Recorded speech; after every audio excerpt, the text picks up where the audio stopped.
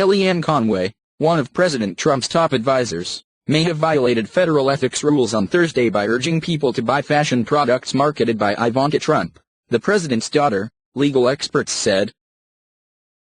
Go buy Ivanka stuff is what I would say, Ms. Conway, whose title is counselor to the president, said in an interview with Fox News. I'm going to give a free commercial here, go buy it today everybody, you can find it online. Federal ethics rules state that an employee of the government's executive branch shall not use his public office for his own private gain, for the endorsement of any product, service, or enterprise, or for the private gain of friends, relatives, or persons with whom the employee is affiliated in a non-governmental capacity. Legal experts said Ms. Conway appeared to have violated those rules. You couldn't think of a clearer example of violating the ban of using your government position as kind of a walking billboard for products or services offered by a private individual, said Lawrence Tribe, a professor of constitutional law at Harvard. She is attempting quite crudely to enrich Ivanka and therefore the president's family. Ms. Conway's comments came a day after Mr. Trump used his personal and White House Twitter accounts to lash out at Nordstrom, the department store chain, for dropping his daughter's line, saying that the company had treated her so unfairly. The comments raised the latest in a series of ethical questions about potential conflicts between his official role and his family's business interests.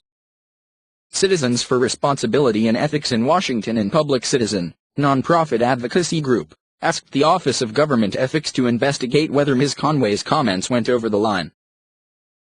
This seems to us to be about as clear-cut a violation as you can find, said Noah Bookbinder, Executive Director of Citizens for Responsibility. Lawrence M. Noble, formerly the top lawyer and ethics officer at the Federal Election Commission, said the ethics rules exempted the president and vice president, but not other executive office employees such as Ms. Conway. I think this is a violation, but I'd like to hear an argument as to why it's not, said Mr. Noble, General Counsel of the Campaign Legal Center, a nonprofit advocacy group. She was speaking on behalf of the White House, in her official position, which makes it more serious.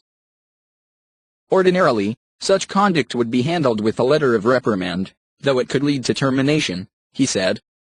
In rare cases, it could be referred to the Justice Department for civil or even criminal penalties. Richard W. Painter, who served as the chief ethics counsel to President George W. Bush, said Ms. Conway's conduct would not have been tolerated in that administration. He said he would not offer a judgment on whether she had broken the rules, but he voiced dismay at the message the White House was sending. The events of the past week demonstrate that there is no intent on the part of the president, his family, or the White House staff to make meaningful distinctions between his official capacity as president and the Trump family business, he said.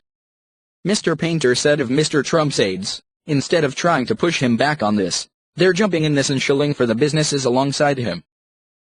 Nordstrom, one of several retailers to reduce or eliminate its ties to Ms. Trump's line of clothes, jewelry, and accessories, said it was purely a business decision based on sales performance. The White House press secretary, Sean Spicer, said on Wednesday that Mr. Trump was responding to an attack on his daughter. It was not clear if he was referring to a specific action by Nordstrom or to calls to boycott businesses bearing the Trump name, and he did not elaborate. Like Mr. Spicer, Ms. Conway said that Ms. Trump was being targeted by people who disliked her father. They're using her, she said, to get to him. The president and his daughter have pledged to distance themselves from their various businesses.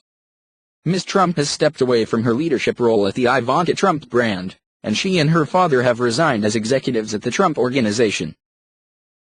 But the president and Ms. Trump still maintain strong financial ties to their companies. Mr. Trump will continue to receive reports on the financial performance of the Trump Organization. And Ms. Trump still retains a financial interest in her brand. Much as her father has over the years, Ms. Trump licenses her name to various partners that manufacture and market her products. Macy's, the country's largest department store chain, sells her shoes and clothes.